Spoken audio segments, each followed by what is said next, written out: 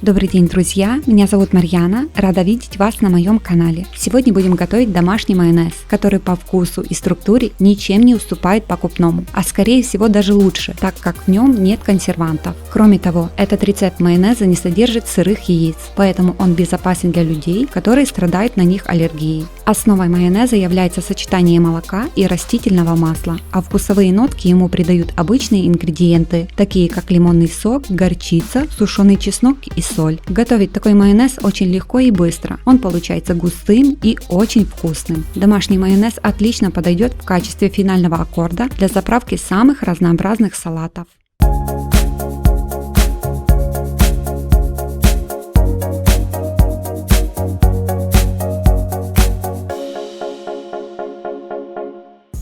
В высоком стакане для блендера соединяем рафинированное растительное масло и охлажденное молоко.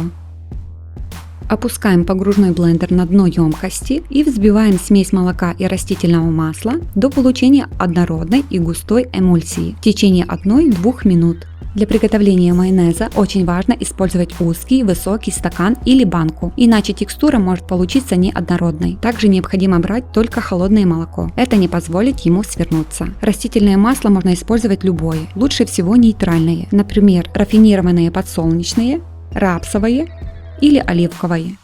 Однако применять оливковое масло лучше не стоит, так как оно придаст майонезу горьковатый вкус. Работу блендера останавливаем.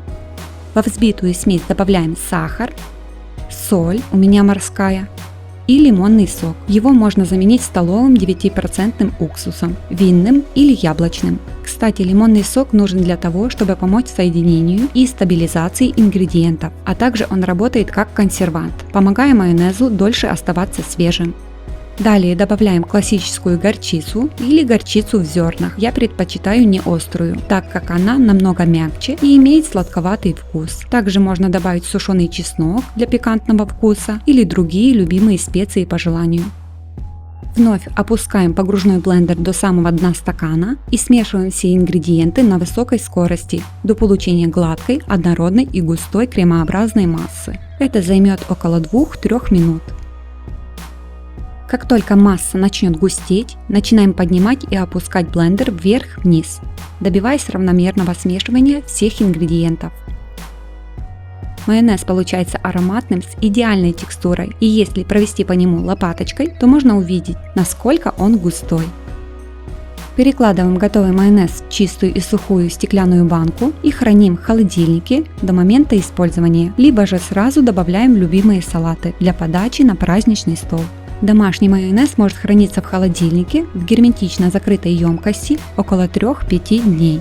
Из указанного количества ингредиентов получается примерно 450 грамм натурального густого домашнего майонеза. Всем спасибо, что посмотрели видео. Если вам понравился рецепт, поставьте лайк. А с вами, как всегда, была Марьяна. Желаю всем хорошего настроения и до скорых встреч на моем канале.